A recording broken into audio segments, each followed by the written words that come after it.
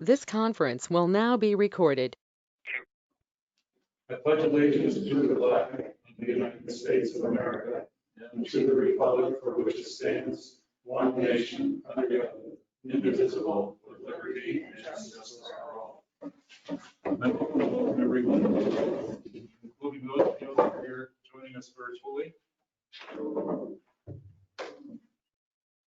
This evening we have, no one has requested to appear in front of the board to address the board, so we'll move directly into the agenda.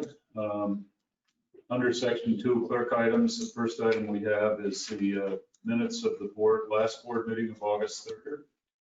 I would ask if there's any omissions or corrections that are needed, and if not, I'd ask for a motion accepting them.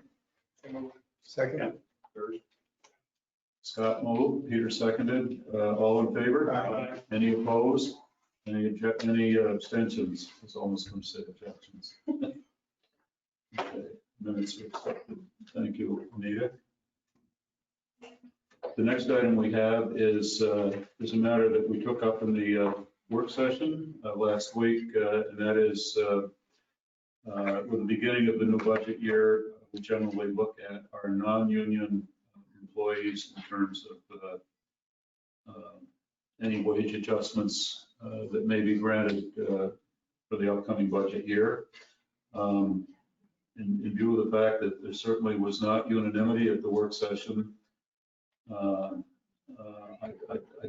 I'd be happy to continue those conversations in an executive session as it relates to personnel. But to do that, I would need a motion to table this into an executive session to follow this meeting. So, all in favor? Aye. Any opposed? Okay, we'll be taking that up. And I would anticipate following that we may take some final action on it, I would hope.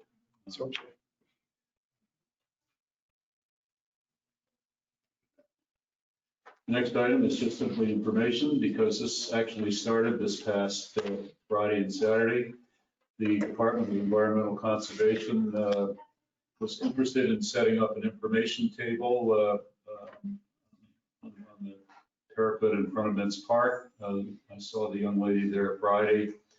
And her purpose is to provide hiking, paddling, recreation information to visitors with some focus on hiking safety and leave no trace messaging. In view of the excessive amount of people that are hitting our backcountry trails, I felt that this was of value to the region and certainly to Lake Placid. So actually I authorized DEC to start that with this past weekend, and it will continue weekends through Columbus Day weekend. I would like a motion just ratifying that action, if you may. So moved. Art, any further comments or questions on it? If not, yes, for a motion just approving. I'm sorry, the vote. All in favor? Aye. Any opposed? Any abstentions? That's great. That's out of the way.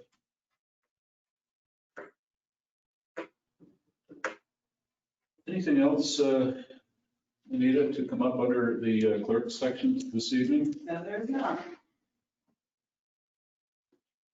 She would take all the discussion out of it, and it shortens it up a lot, doesn't it? The next items we have in are section 3, the treasurer items, and before we do the warrant, Mindy, is there anything that you'd like to bring up in your section? There is, right after, I didn't get the invoices, nor did I get the corrected copy until Friday afternoon. But our insurance policy, our annual insurance policy for liability, auto, and our umbrella came through. We had a couple modifications. I did increase on the sub 1 because we did that $2.4 million. The door's unlocked. Thank you. Thank you. Upgrade, and we had a vehicle that was on there that nobody let us know was no longer here, so we took that off as well. There was a 6% increase due to the Cell Science Center that still hasn't closed. because of that, and it's a sizable dollar amount on our liability insurance. It did go up, but still relatively small in comparison. So I brought it with me in case anybody wanted to. What are the effective dates of the policy? August 1st to July 31st. Okay. And I take it we just received it Yes. this year. I guess that shouldn't be a surprise. All of the requirements were in ahead of time. Just they're not traveling, so delivery had to be done via phone, and they're making.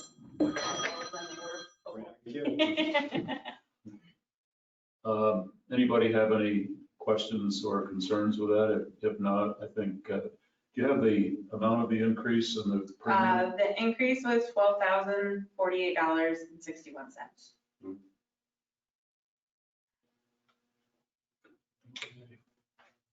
Unfortunately, we've had a pretty good track record on claims in recent years, and you can see that when we do get a damage claim and it's not fully settled yet, I believe it's some portions of it may be in litigation, that it has an impact on what we do. So Depending on the outcome, will they adjust that accordingly? If it If comes out to be it half comes of out what to they- be half of what they assume, we'll see a reduction on next year's. Good. So with that said, you need a motion to approve that? I would say yes. Yes, I think we should. Motion in support of accepting the liability and auto and fire renewal policy for the year beginning August 1st. So moved. Second. Or seconds. Any further comments or discussion or questions? If not, I would call a motion. All those in favor? Aye. Any opposed? Any abstentions? So we approved the payment of the, The payment won't actually go through until next warrant, because they didn't send me the bills until after. so it's going to be part of the warrant. Yes. Okay. Anything else, Cindy, right now? If not, we'll take up the matter of the paying the bills tonight. We have a pouch of bills over there totaling $305,003.53, representing affidavit number 1 for the new budget year 2020, which began August 1st, 2021. In addition to the $305,003.53, there were refund checks issued to utility customers totaling $234.10. If you wish, I'd be happy to read the distribution of those to the various accounts. No, thank you. We do appreciate you out there, number one. It's all good information. Needless to say, this is one of the smaller affidavits we've seen in a while, and I'm not sure why. I would note on that affidavit as well, there's 2 separate packets in one warrant. Tracy very smartly runs them separately. Anything that was post-dated before 7/31, we didn't receive until after the one. That way we went through our books for a year and we can throw it back. And it's a lot easier to track it all. And generally, happens for the next few. Yeah. Okay, but this is the only one we're working tonight. Yeah, there's 2 packets inside one warrant. So anybody who's flipping through it will see 2 totals in there. We just combine them into one because it all gets paid out in one shot. Is that because we now have the software to track things year to year? And they used to run backdated warrants over and over and over again, and it really confused the accountants. So we said, well, why don't we just put it all in one and we'll separate the 2 packets. So all you have to do is look at the first warrant and say, this is the stuff that has to get booked back, and this is the stuff that stays where it's supposed to. Makes life a lot easier. And I suspect your new operating system upgrades Yes. make that a little bit easier. Oh, it's phenomenal. You can search multiple years at once. It's great. So with that explanation, and since we're all lacking the desire of hearing all the detail that goes into it, as I think it's more trust. Thank than you. the accounting process, not the lack. So Well, you'll all have access to it here shortly, so. Scott had made a motion to approve and second. So we'll call that motion. All in favor? Aye. Any opposed? Any abstentions? I got the instructions to set all you guys up. See it. Under new business, we have an item involving, if you would, a request from one of our village taxpayers looking to see if there was any payment or penalty reduction programs being afforded by the village, which at least as of this date, the answer to that was that there is not. However, we felt in view of the COVID-19 issues out there and the actions of some other communities and other counties around the state, that we would investigate it. We did ask Mindy in particular and Anita, so if you two ladies would like to describe your findings. Okay. So Anita had reached out to NICOM and looked in the NICOM handbook as well. Any payment arrangement that we're allowed to do has to be set forth before our taxes go out, and it can only be done in 2 payments. And we missed the vote on that one. Upon further investigation, the county was called and they had set forth a payment arrangement or interest free for a period of time. Just 2 months. Yeah. And that was Last in. January already? Hmm? Last January already? Mhm. No, they voted on it in March. Yeah, so they voted on it in March Actually, it for was their April April payment 6th. date. So the governor put out an executive order. April payment date. June 31st is due. Town tax. No, it's not. No, I'm talking about Essex County. At this point, what they did in conjunction to this similar situation. So they were able to do it based upon an executive order from the governor. And the other counties and villages that followed suit and did the same thing had to be included in that executive order. So there were individual sections laid out for every single one of them. That order ended June 21st of this year and has not been renewed by the governor. So at this point, we don't fall within those categories to do the same thing because there is no executive order out there. And upon additional conversation, cities, which we're a village, but fall within the same parameters, are not allowed to suspend interest and penalties. Janet could speak a little further to what she found in one of the real property tax. But Janet, if you can hear me, it was still a little fuzzy, right? On how that whole thing worked, because we're a municipality and they were talking about tax districts. Is Janet muted? Janet? She's not muted. Can you hear me? Yes. If it's the board's wish to pursue this, we'd have to get a little bit more clarity as to what section 1182 of the real property tax law means. And that only addresses perhaps the ability to waive penalties and interest. It has nothing to do with installment payments. So that would need a little bit more research, depending on what the board's wishes are, whether you want to pursue that or not. Craig, was that the request? Is interest in principal or interest in penalty, or was it installments? Payment arrangement without having to pay interest in that. Yeah, in other words, what Essex County did was that they waived or canceled or suspended, all of those words seem to have different meanings, the penalties that would have been due for the month, say for the month of May. This was looking at the county's action for taxes due April 30th. So they waived or suspended the penalties for the month of May, and again for the month of June. Those taxes ultimately were due and payable by July 15th. So that is an example of what they did. Westchester County, which really has nothing to do with our county, did something similar, wherein they, for the month of May, reduced their penalties by 75%. In other words, instead of charging 2% in the month of May, they charged 1/2, 1%.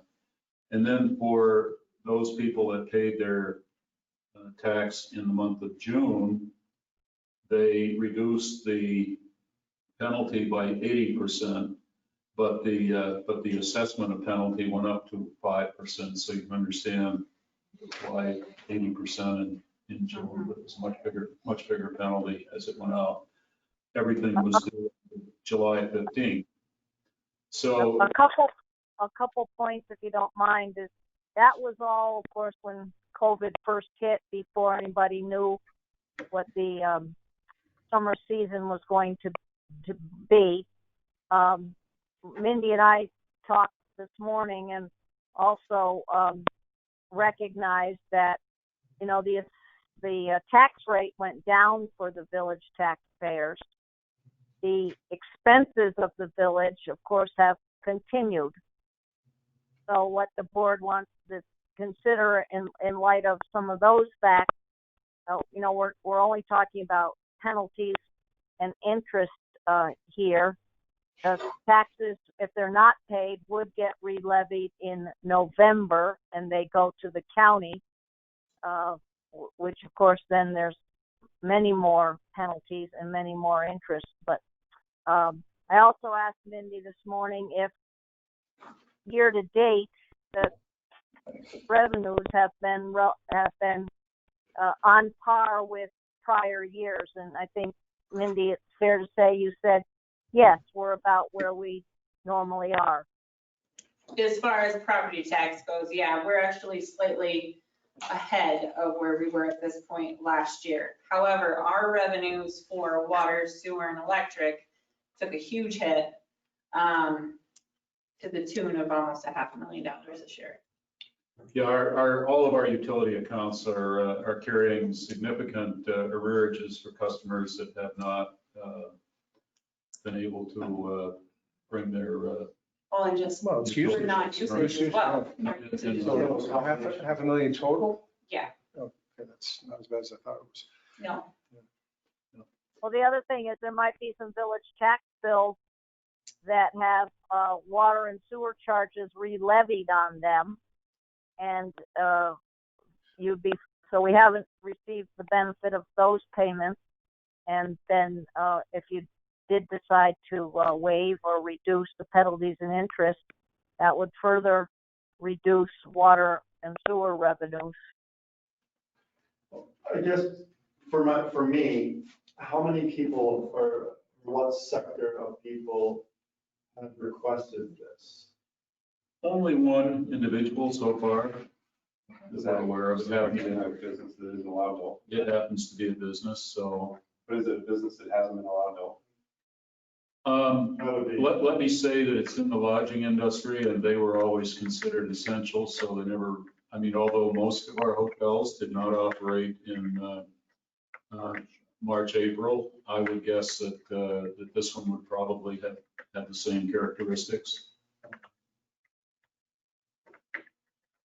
So you started out saying that if we were going to do this, we already had to put it in place, and we didn't, so we don't qualify. No. If we were gonna do a repayment plan, we're payment gonna do two payments. We did discuss it with the town, who has had some experience with that. The town's budget officer got on her knees and said, please don't get involved in that. It's a very involved Very process. taxing. But that's neither here nor there. Now that I know it's commercial, I'd say no way. I would say it's worth if there was a greater need, I would say it'd be worth the stress of getting involved and helping, but it doesn't seem overall like there's a substantial need. A business isn't needing a lifeline to stay afloat. That's not our job. Further thoughts?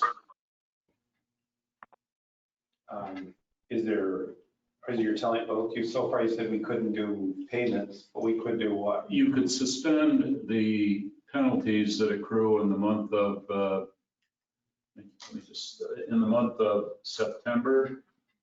If you pay by August 31st, there's no penalties, just your tax bill. September 30 looks like a 2%, no, wait a minute. It's a half of 1% tax penalty if I'm reading this right. No, it's more than that. Well, on this $2,600 tax bill here I'm looking at, the penalty as it paid by September 30 is $130.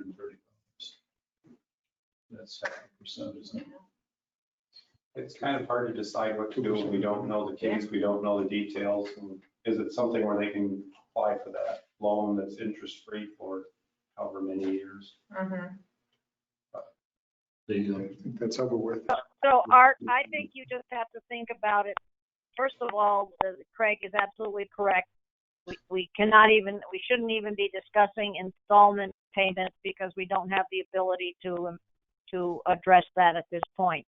The interest and penalties, they are what they are. If you don't pay by August 31st, if you pay in September, they're one amount. If you pay in October, they're another amount. If you pay in November, it's another amount. And then they go to the county and much more gets added. It's really when it goes to the county that it really goes up, I would say, exponentially. 2% in September, it depends on what your tax bill is, but I think you don't need necessarily the exact numbers and figures. You just say, is it something the village as a policy wants to do? You also have the ability to waive in total penalties and interest or to reduce them, just like Craig was talking about one of the other counties did. But I don't necessarily think you need facts and figures. It's more a policy decision, and knowing that it's one person asking this, whether you feel that is enough to bring it to your attention and want to do it. I'd also say that, you've got a lot of people who've already paid their taxes and may have delayed, or if you do this, then you might have people that are prepared to pay their taxes in August, but if they find out there's no penalties and interest, why would you pay now? They'll pay later.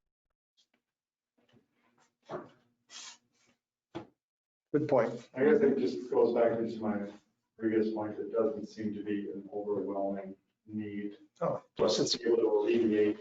plus we didn't know what was going to happen in June, but gangbusters busy summer. It's business practices, not the business in town that's caused this problem for these people. If there is a problem. Well, just speaking from an administrative point of view, taking steps to encourage and support people paying. And again, we related the experience right now with our utilities, water and sewer and electricity is we're carrying a significant load of arrearage there. It's exacerbated by the fact that we do not have the normal authorities to shut those services off, especially electric. It may be a year from now before we're able to use the mechanisms of turn off notices and things like that. We don't know that. Also, just so that you're fully aware of what we're talking about here, if paid in September, the penalty is 5%. Paid in October, it's 6%. It adds 1%. it paid in November, by November 13th, because then it re-levies to the county, it's 7%. So just so you're aware of how that steps up from the initial month. Without seeing the numbers, do you have the 5, 6, and 7%? What would that mean? On the overall budget impact, we looked at that today, and That 1%. I can't answer that question. We don't have that person's, at least I don't have it. The overall, if there were 100% waiver, you're probably looking at something in the $20,000 range. That's what we normally budget. Obviously, many people, we now have roughly 40% of the property taxes in. And so that 40% doesn't pay. And again, our budget number is somewhat based on experience, but we haven't had a year like this where we've had to budget against the unknown. I would say it could be any place between $8,000 and $20,000 budget-wise, budget impact. What's your opinion, Craig, since you've seen all the details on this? You know, if there were a broad base, I would suggest it, but I'm also concerned about our utilities that are stepping behind. And if people fall behind on their taxes and aren't keeping up on the utilities, they've got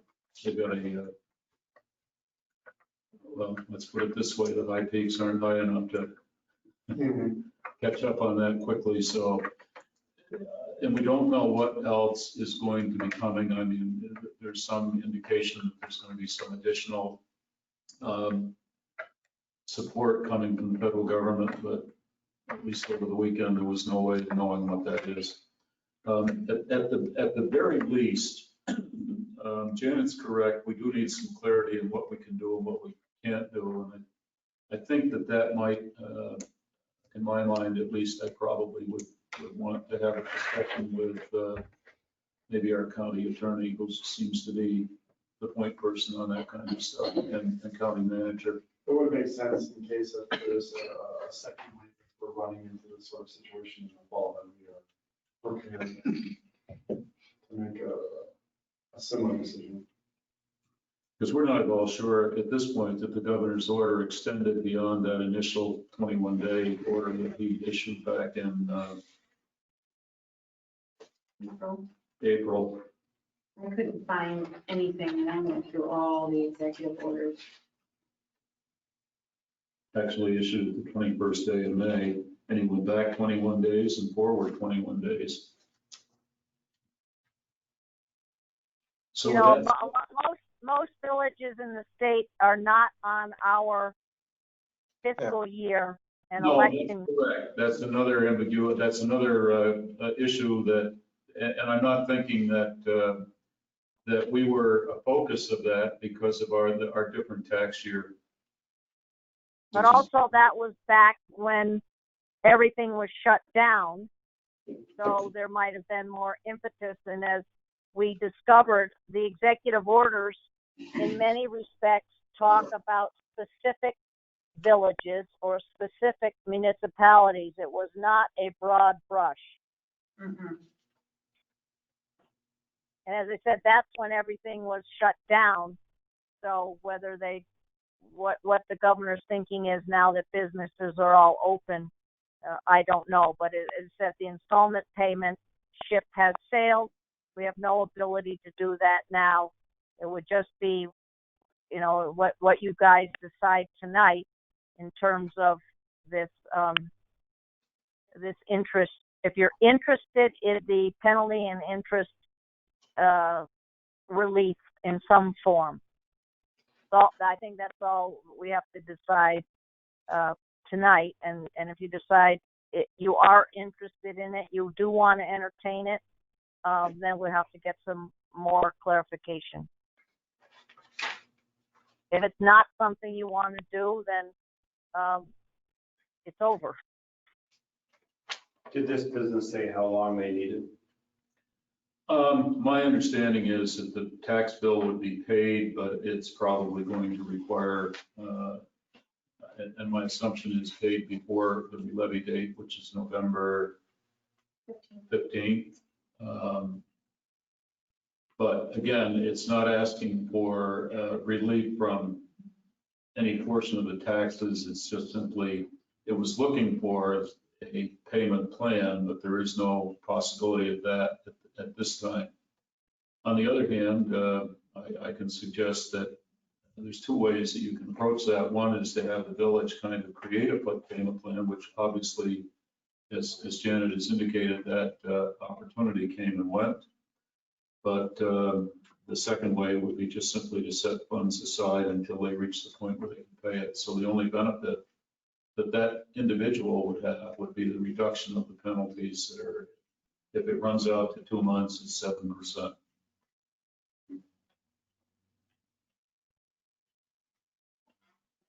Again, we have not had, this is the first inquiry of that type. It is a business, and therefore I'm assuming that maybe it's a larger tax bill.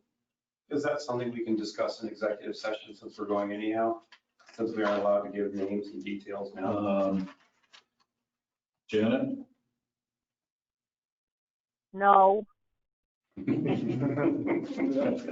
Afraid of that. Nice try. But I would say in any event, whether you express interest right now or not, that the clarification and the clarity as to what we can do needs to be pursued a little bit further than the time frame that we worked on it. But then you have to offer it to everyone, Craig. Yeah. Absolutely. Then we're just opening ourselves up to Well, not logistical only that, there's nightmare. the people that have already paid. Yeah.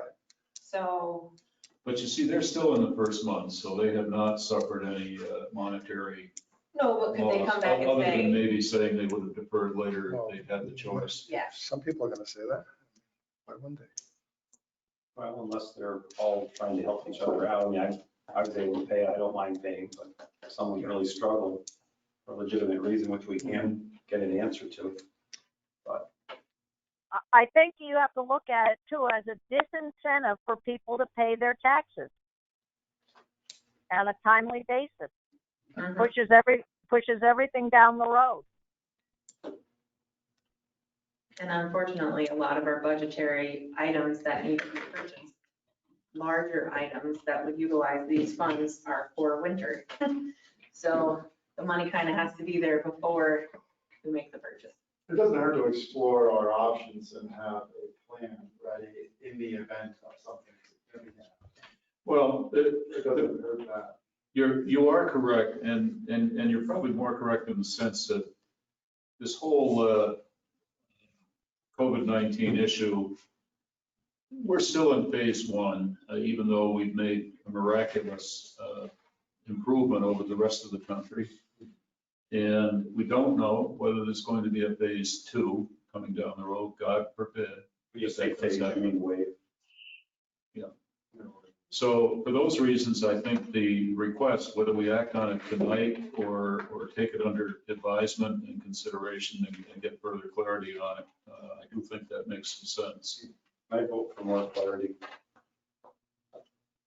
Scott? I'm with Peter. Peter?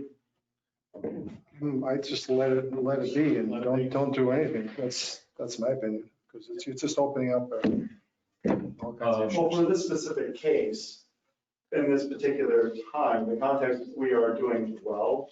But I guess what the mayor is saying is that this might not always be the context we're in. And we should at least be thorough in our investigation of what we're allowed to do, what we can do, and what we can afford to do if something else comes down in the next few months.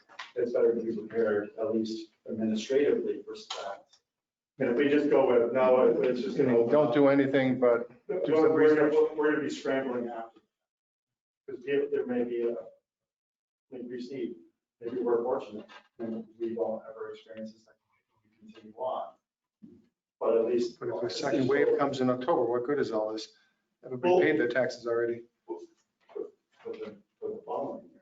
You know what I mean? So that this might extend on through flu. Oh, cold so season. you're looking Let's hope. Forward towards thinking. next year, not this year. Yes. Keep in mind too, that this is all driven by a governor's order issued during a declaration of emergency. So that's the other aspect. This order apparently has not been extended as far as we know at this point. But we know how aggressive the governor has been. And we've seen there are other communities or other countries that have experienced a second outbreak. So thinking that we've gone through the worst of it, it might be a little short-sighted. So at least having the information, knowing that we'd be prepared for a potential second wave. And if he does act, because he's been aggressive regarding sort of stays regarding mortgage. But our particular issue is village taxes are due now. It's a whole year from now. The Well, we town- will investigate, but I'm just saying that this is something that I don't think outlined for moving forward in the future. I mean- Because this is not going to be over by And our- 2020. I mean, doing research never hurts. Yeah, Understand. that's what I'm saying. But To tie the two together, I'm not, so. Craig, call Dan Manning Yeah. and Mr. Palmer and see what they know. Understand that in any event, our taxes are re-levied on November 15th. And then That's- at which time if And that somebody doesn't wants change. to make a payment, they can because they have a payment plan. But I would also say You have to that have these out. anything we can do to encourage the payment of taxes before the levy date takes some for the county. And, you know, The county gets screwed in all these. presence in the past as well. But we're kind of frozen on making a decision on the basis if we make one decision, then we open up this whole floodgates of the fear of like opening up floodgates of people not paying just because they don't have to. I'm not saying to do that, but to be prepared for something that may be important in the future, that is not for a situation that hasn't really completely dissipated. Went through. Just my 2 cents. Okay, so if the decision of the board is to get some further clarity on it, I'm happy to do that. Certainly we'll distribute that as quickly as we can. And we'll go from there. Okay.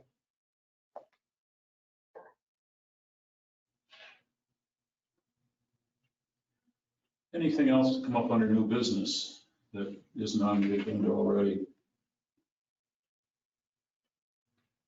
If not, we'll move on to old business, Main Street update on the reconstruction project.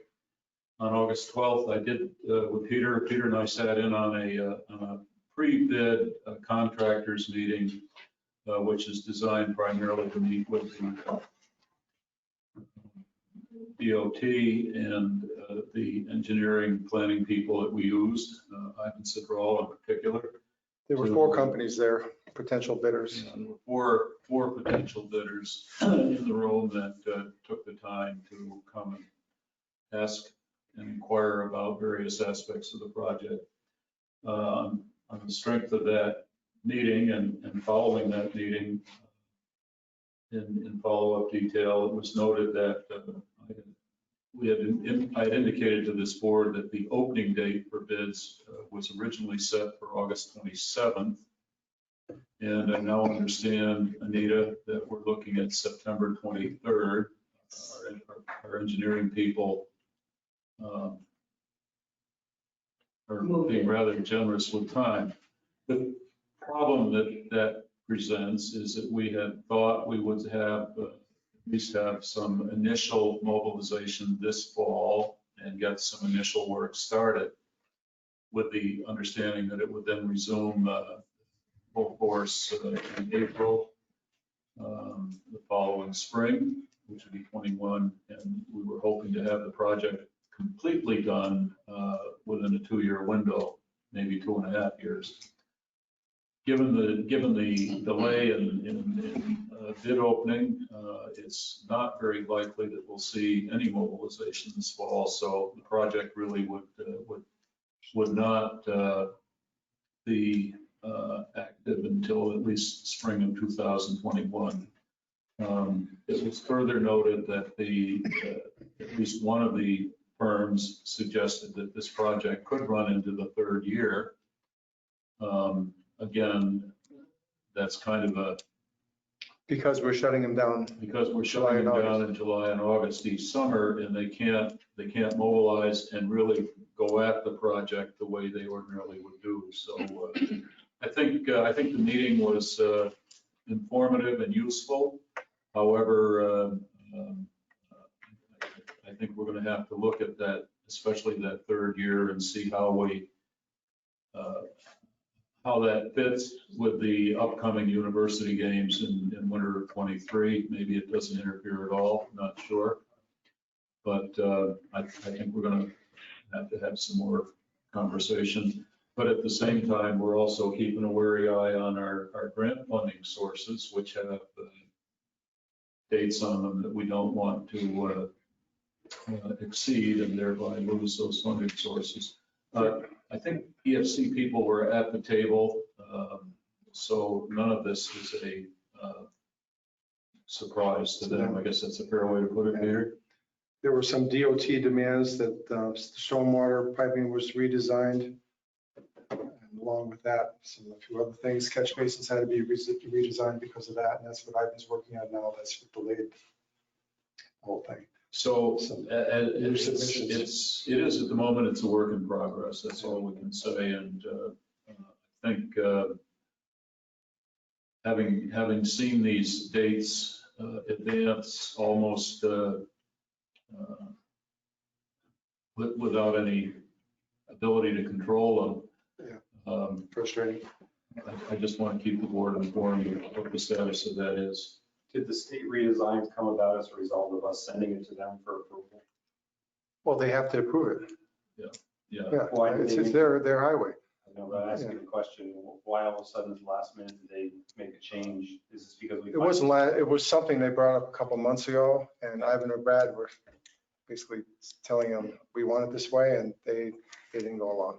They have, these projects quite often are actually done by the DOT, and it's not so usual for a community to take on a project on its own. They wanted the filtration under the sidewalk, the DOT did, which will flood our basements.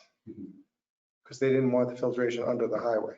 So now it's instead of those kind of pipes that filter the water into the soil, going to be solid pipes now on the west side of the street. Until we get to the parking lot, then we can do the filtration pipes. Anything non-DOT. Okay. That's The grade underneath the road, like the stability of the road. I don't know what their reasoning was, but possibly, I don't know. Well, from real life experience, they know that the storm drain system on Main Street has presented its challenges, and flooding building basements has been something that they have to deal with from time to time. I'll route it out. Also, the curbs, as you know, are low on the sidewalks, and because they are lately stormwater, has the ability, if it comes with any force at all, and we do seem to be getting torrential rain showers, it washes over the curb and we have buildings at risk on Main Street from that. So the project is designed to address a lot of the weaknesses, and I don't think we can pull away from the project. I think we just have to work through the nuances of having a state agency that wants to impose and has all of its own standards covered. Can't blame them for that. Any other questions on that part of it? Land use code update, Art, anything new there? I know that group is meeting. We're trying to put together a map that we can put on the wall and let you see where the vacation rentals are. And hopefully on the map, you'll be able to tell who are hosted, who are the 90-day people, and who are the people that are professional listings. But so far that hasn't happened, but we're working. Patrick can do that for you. I guess the kid's amazing. I think The problem is that you need to make it a size that you can actually see the detail. They have a map now, it looks like a big black blob. Go to the electric department. Well, so it's going to have to be sections and they'll all get stuck together. They have like some hardboard down there that, I actually had Patrick price one out to bring here as well, because he's gonna be working out of this office down here for a portion of the time. That will be on wheels that we can wheel into the conference room for such things. Our information I had the other day was that so far there were 357 applications, 200 of which were considered to be village. They're coming in, but obviously, and we may find out that some properties just elect not to apply. They'll reduce the estimated 600 number. I'm noticing other vacation rental properties in the community, some fairly prominent, have large for sale signs in their front yards. That will be interesting to see what develops there. But, and also the first, I believe the first aspects of the complaint service that host compliance is running for the village have kicked in. I know we've had a couple of phone calls here in the village office seeking the hotline number so that they could register their concerns. And, we'll see how it goes. At least now we'll have the information that we've never had success at developing in the past, and that is the location of the property, the operators' names, the nature of the complaint. I think we're going to be seeing, in a month's time, we should be seeing the first reports from host compliance. So it's information that's will be invaluable in terms of determining who has to address the complaint. As you know, we hope that the business or the property owner or the property owner's designee will take care of the majority of it. But ultimately, those complaints that don't get addressed will get addressed by either our code officers or sometimes our PD department. So that's moving along. Under the short-term rental update, I did receive a letter from a local property owner who owns a property on Parkside Drive, indicating, and it's addressed to the board as well as the mayor. Writing today asks for consideration in allowing my building at 74 Parkside Drive to be exempt from the short-term rental classification unhosted. This is a little different claim than the request that we've had before. While I agree that extensive short-term rentals endanger residential character of communities, this area of Parkside Drive has long been considered a commercial/tourist area. Neighboring drives include an auto repair shop, a hotel, as well as an amazing store. It belongs to the person that's writing the letter. Only 4 of the buildings in this short block are completely residential. In addition, there are no residential properties on the opposite side of the street, which is obviously the beach part. This goes on to talk about the high traffic on Parkside. My building is soundly blocked from other residential buildings and has thus far not caused disruption to the peace, quiet, and enjoyment of neighboring homeowners. And I might add that he owns most of the adjacent properties. While I do believe many areas should remain residential, our block is, in his opinion, mainly commercial. And I would appreciate consideration in allowing me to continue using my rental unit without the unhosted limitations.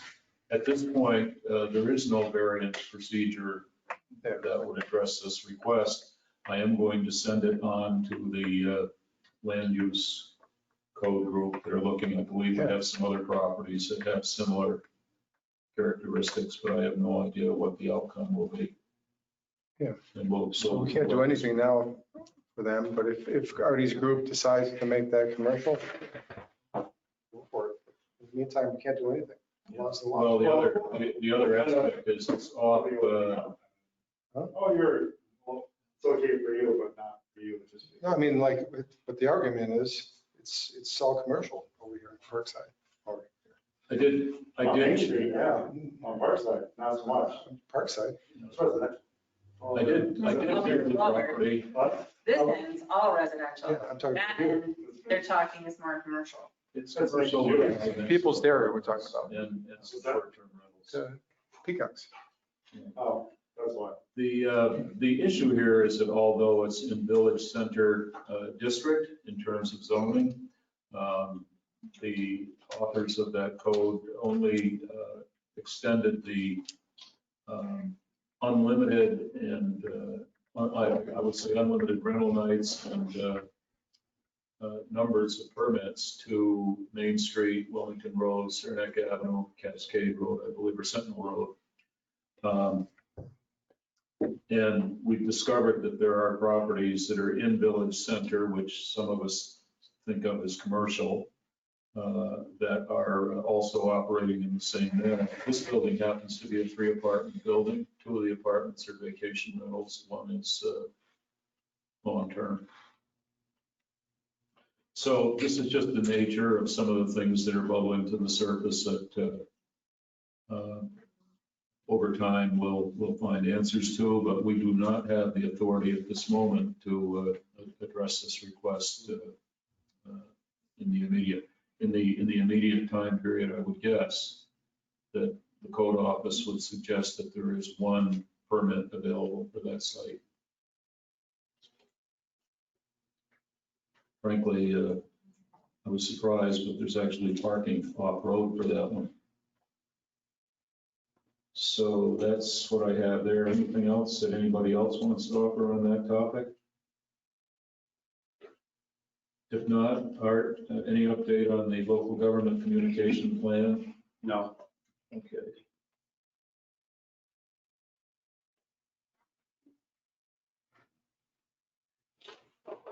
So let's see here, moving on. A couple of meetings this week that the mayor participated in and some actions were taken on, which I want to report.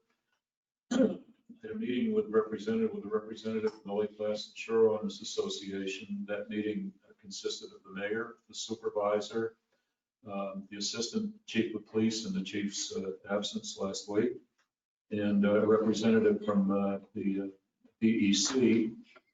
And the discussion largely centered around the amount of the heavy increase in traffic on Lake Placid Lake with motorboats and some of the unsafe conditions that are being seen out there. The shore owners were asking for help. DEC has 1 officer. It's a pleasant lady who covers some 75,000 acres in and surrounding some of the Saranac Lake portion and Lake Placid and the high peaks. She does get out on the lake. Usually it's on the weekends, and of course that's when it usually is busier. And the DEC is doing what they can do, but again, as we're hearing all over New York State, DEC is short-staffed, especially with rangers. Although one would think that this would be an MCON assignment, and it currently isn't. That's one of the reasons that I agreed that I thought the idea of DEC having an information table in the village probably was a good idea. Just over the weekend, we did, using, I believe, some fireboat equipment that we have on that lake. We did have an officer out there. And I can give you just a brief update on the experience of the weekend, and there may be more to come. We had Officer St. Louis out there on the lake, and he indicated that he felt that the lake patrol went very well. Ranger Lapierre was also out there. That's Megan Lapierre. We stopped 25 to 30 boats from 5 o'clock p.m. to 8:30 p.m. with nothing but good feedback from the public. We performed life jacket checks, boat registration checks, educated the public on proper operations in certain areas of the lake. All who we spoke to were very happy to see a law enforcement presence on the lake. Both local and non-local were pleased to know that we were on the lake and making sure all boats and boaters were following the rules and regulations while operating on the lake. Ranger Lapierre stated that she had just been given Lake Placid as one of her many responsibilities. She also said that she's going to try and go out every other weekend, and was pleased that the department, I'm assuming that's our police and fire units, was going to be attempting to get out on the lake on the weekends, at least for some hours. She also said that she would be in contact with the village regarding when she is going out, and would have me back anytime that apparently she felt that they were effective. We also spoke with some of the boat rentals who indicated that their boats, this is Captain Marnie's, it's one of the big renters on Paradox Bay, must be returned no later than 6 p.m. in the evening, and they were limiting the number of occupants based on the size of the boat due to the COVID-19 requirements. And again, I think Matt just said, thank you for giving me the chance to get out on the water and do what I'm most comfortable doing. Thanks for your time. Interestingly enough, along with that, the supervisor received a complaint from someone who lives on, this is Trainer Way, Dock 221, had called, dispatch had received a call at 3:40 a.m. in the morning about boats on the lake blasting music and creating unreasonable noise. Long story short, DEC was not available, who would be at that hour. I guess the New York State Police ended up trying to handle it from the shoreline much later. I'm not sure how effective that might have been. But she seemed to be pleased to know that there were increased efforts on the part of the community to try to head off some of the concerns that have been brought to our attention. Could you send a fireboat to douse the problem? Yeah, well, fortunately, we have some equipment up there. In addition to the actual fireboat itself with the pumps on it, as you know, we have another boat. So we can do a little bit with it, and hopefully that will help. We reached out to the sheriff's department, they have a boat patrol. That's a good question. I actually saw their boat and trailer go through the village a week ago.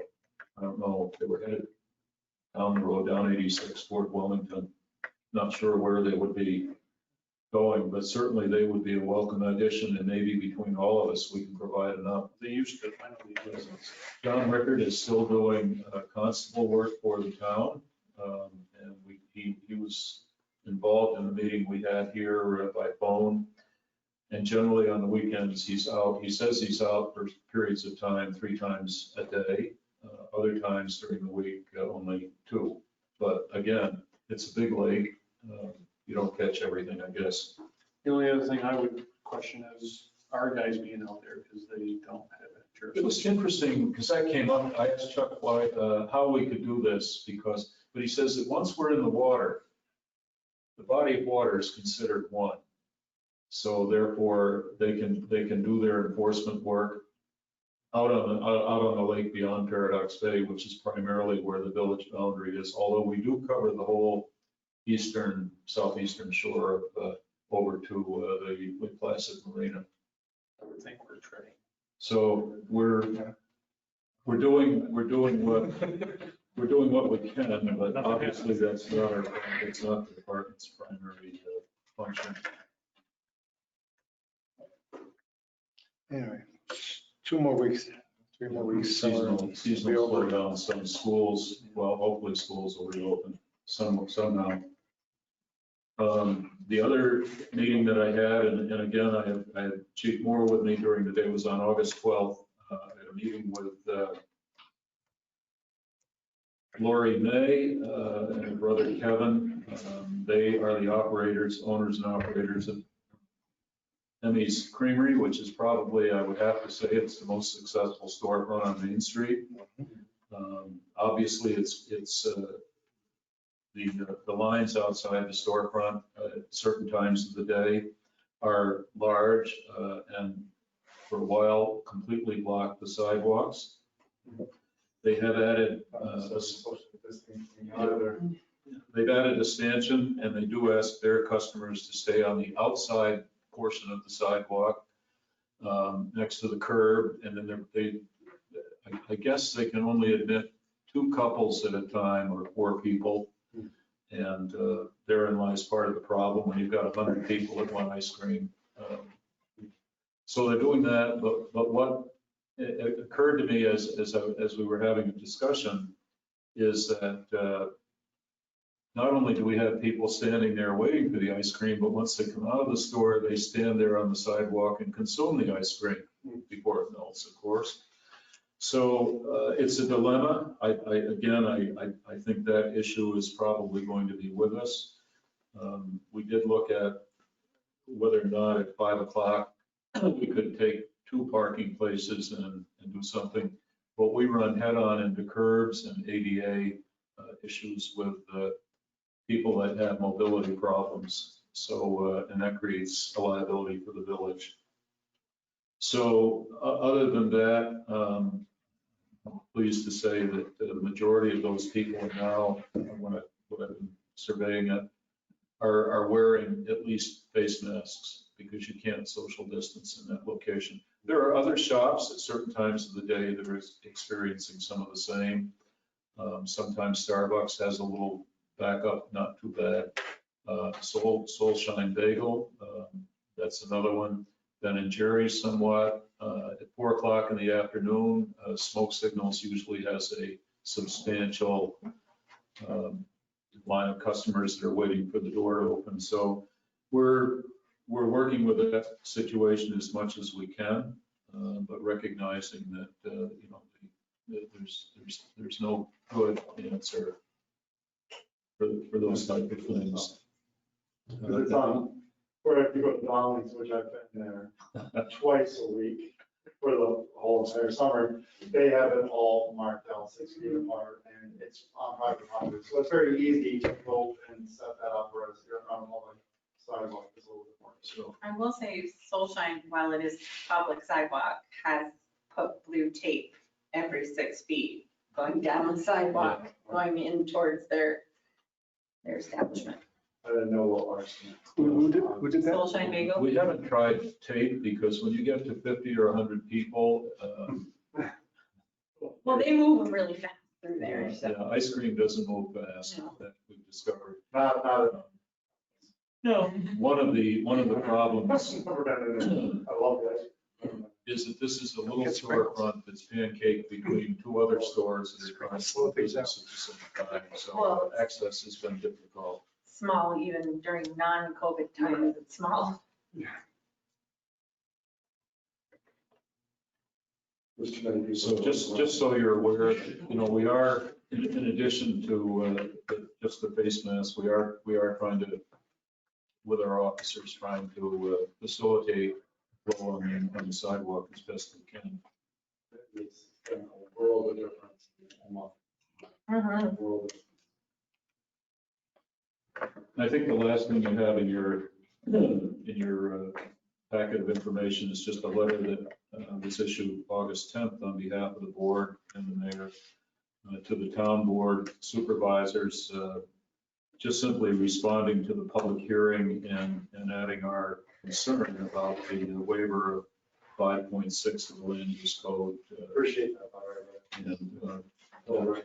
And I think it's also fair to say the town board believes it's found another way to address some of the developers' requirements without taking that step.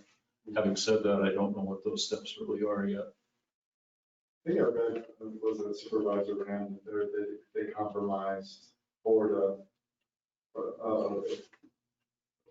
was it a reduction in the Essex County, the affordable component of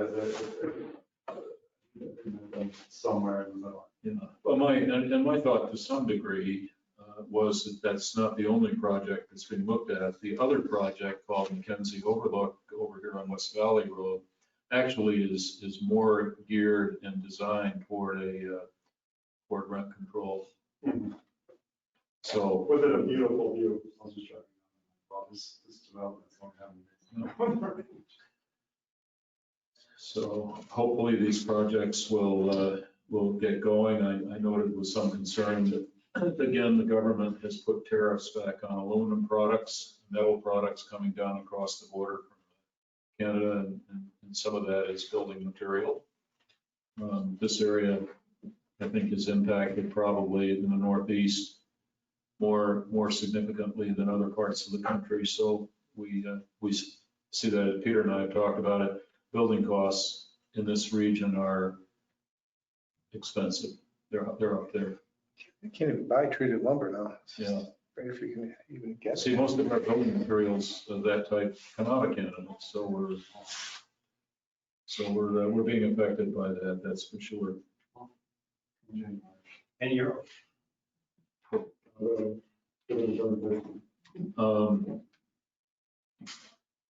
Any commissioner reports tonight?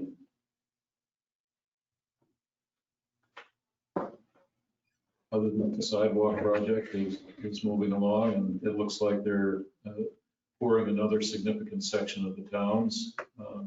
I understand that the village section that is not yet completed, which starts this side of the boathouse, is being, they're waiting on some railing because we're going to replace a railing over by the boathouse over the Lake Placid Club Beach.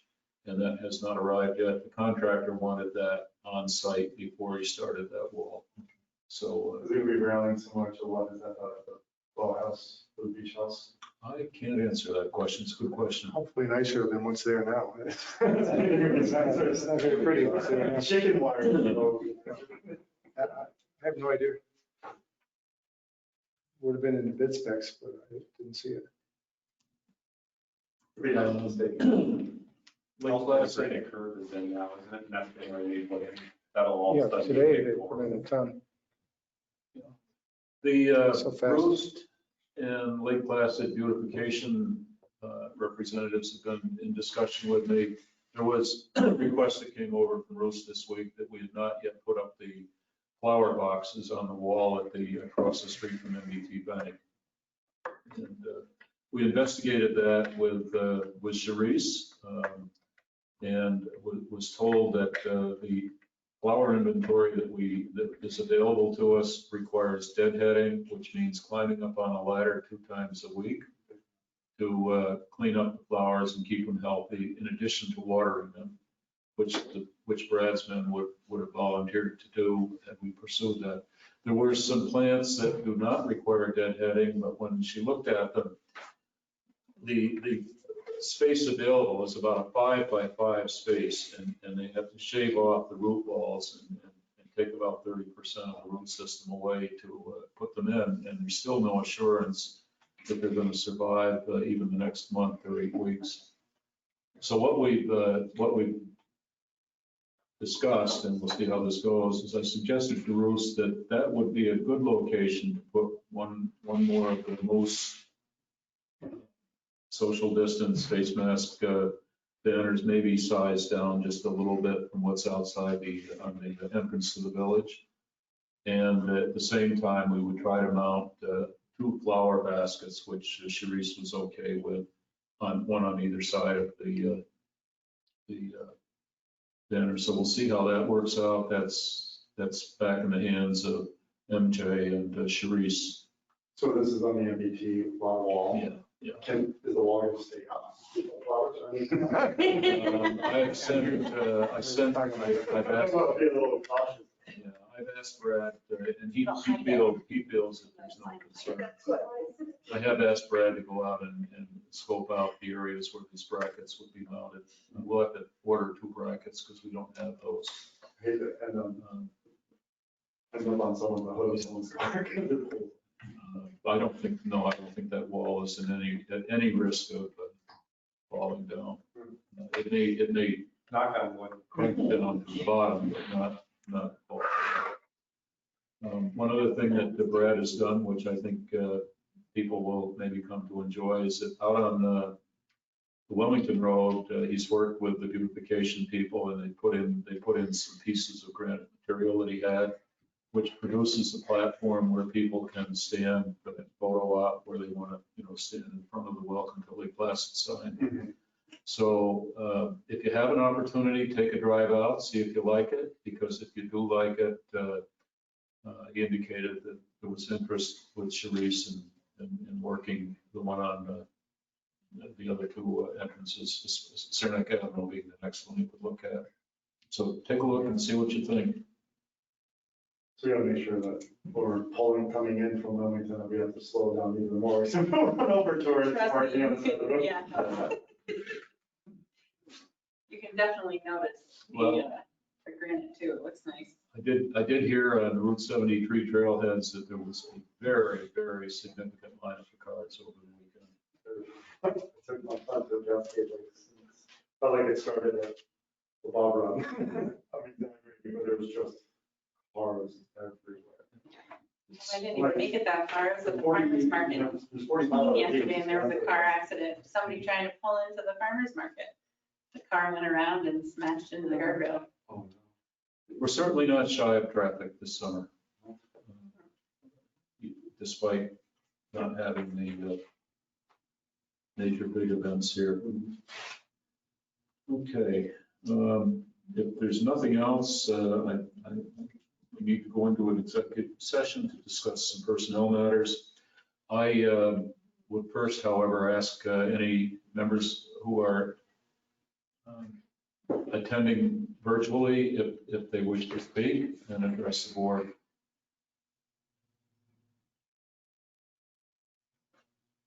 Hold on, they're still muted. I'm trying to unmute them. Let's try.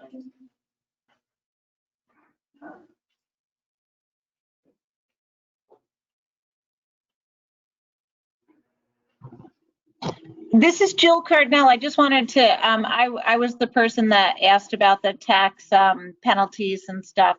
And so I can appreciate that there might not be anything that we can do. And I just wanted to say thank you for the consideration. Thank you. And if we do find that there's something we can do, certainly we can respond. Yeah, and I wasn't asking like just for myself. I was just saying like in general, I was thinking that people might appreciate, but apparently I'm the only one who mentioned it. So that's fine. I think that your request, even though it may not seem to be one of many, it does bring up a pretty important question and puts this sort of situation in the forefront of the board's mind moving forward in case what seems to be a fantastic situation that we're in regresses and there may needs to be some help. So at least we're prepared for that in the future. Yeah, and that's what, and I wasn't saying anything about the total amount due, just to be able to do it in a few months before it gets to that November date and to just split it up. And so I understand we're pushing this forward and I'm fine with that. I understand. I just didn't actually think about it until my tax bills all arrived. But thank you very much for the discussion. Thank you. We have Elizabeth Izzo. Elizabeth, do you have any? You might have to unmute yourself. Can you hear me?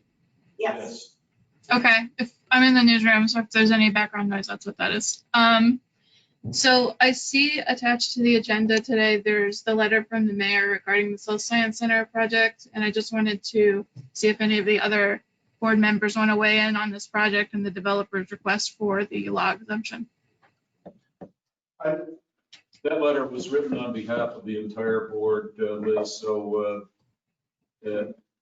I think that it basically addressed the concerns that the board and the village had as a whole. Yeah, I just like that. I understand and appreciate the developer's concern, but I found it odd that such a request would come through since that was part of the underlying sort of ask to be part of the whole situation. And I'm very happy that the village board felt the same and that the town board, for lack of better phrase, to their guns regarding that particular situation. Okay. That's all I had. Thanks. Okay, thank you, Liz. At this point, I'm going to ask or a motion to go into executive session to discuss personnel matters? Second. All in favor? Aye. Any opposed? Okay, we're in executive session. So the